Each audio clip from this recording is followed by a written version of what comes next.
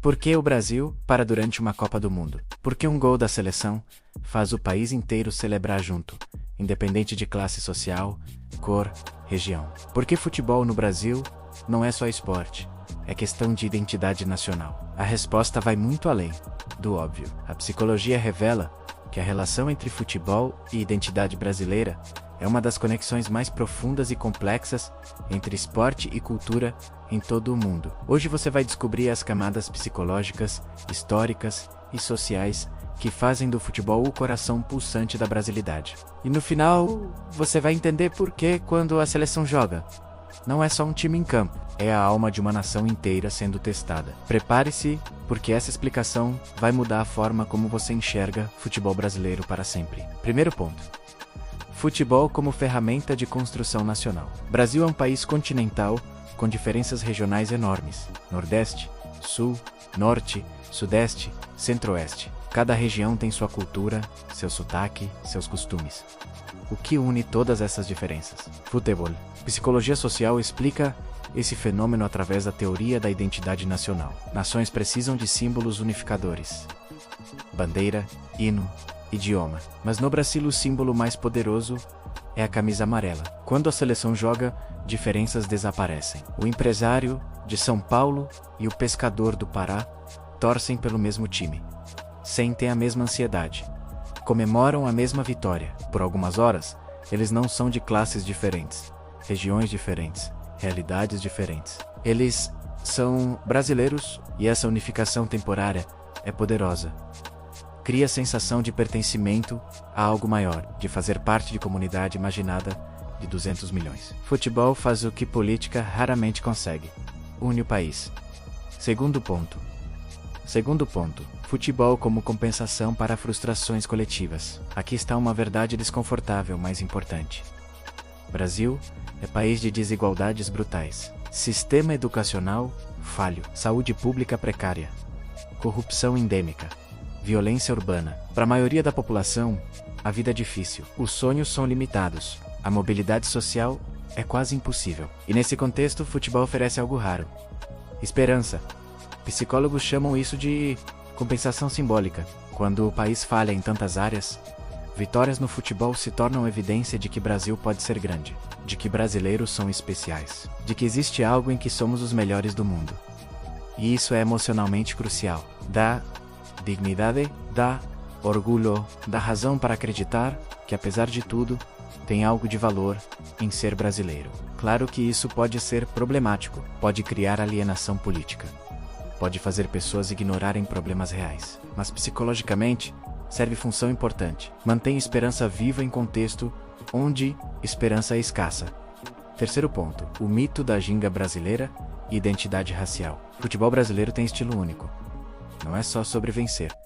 É sobre como vencer, com beleza, com criatividade, com alegria. E isso se conecta profundamente com questões de identidade racial no Brasil. Historicamente, a elite branca via negros como inferiores. Mas no futebol, jogadores negros como Pelé, Garrincha, Ronaldinho, provaram superioridade indiscutível. E a ginga, o jogo bonito, o futebol arte.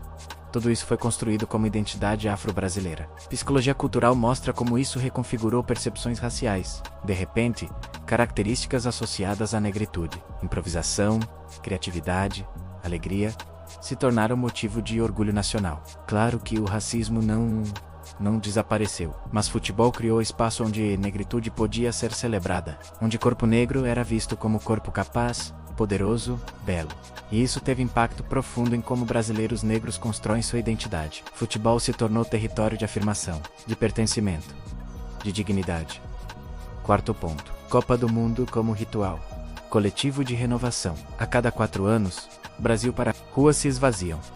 Trabalho é suspenso. O país inteiro se volta para a seleção. A antropologia chama isso de ritual coletivo. Rituais servem função psicológica crucial. Eles marcam tempo, criam memórias compartilhadas, renovam laços sociais, e Copa do Mundo é o maior ritual brasileiro. Não é feriado oficial, mas é feriado emocional. E cada Copa cria narrativa coletiva. 1970 foi a Copa da ditadura. 1994 foi a Copa da Redenção, depois de 24 anos. 2002 foi a Copa do Penta. 2014 foi o trauma do 7-1. Essas narrativas se tornam parte da memória coletiva brasileira. Todo brasileiro sabe onde estava quando o Brasil ganhou ou perdeu determinado jogo importante. Porque esses momentos não são só sobre futebol, são marcadores históricos, pontos de referência temporal, antes e depois daquele jogo.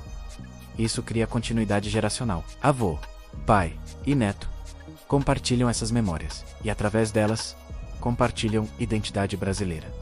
Quinto ponto. Futebol como único espaço de meritocracia real. Em um país onde quem você conhece importa mais que o que você sabe, onde sobrenome e cor de pele determinam oportunidades, futebol oferece algo revolucionário. Meritocracia pura.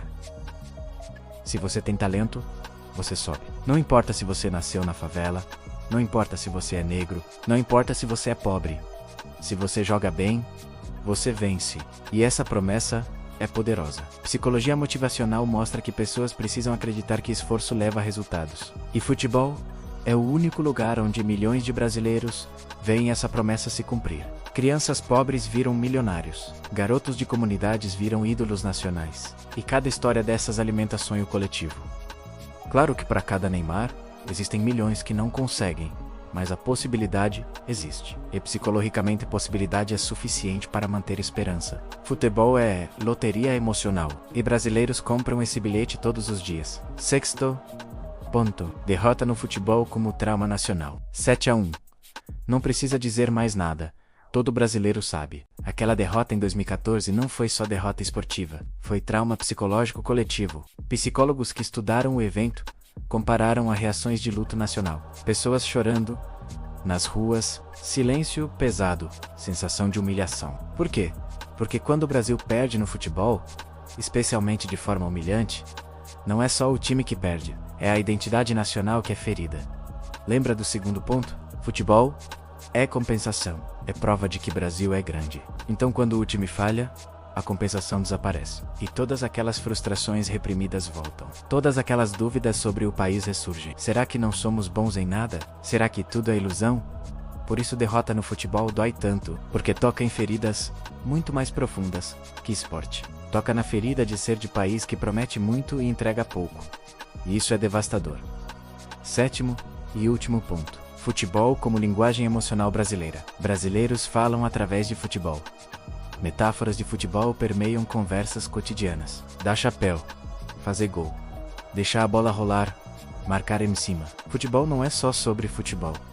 É linguagem compartilhada. É forma de processar mundo. Psicologia cognitiva mostra que metáforas não são apenas decorativas. Elas moldam pensamento. E quando você pensa através de metáforas de futebol, você está processando realidade através de lente específica. Lente de jogo, de estratégia de vitória e derrota, de time.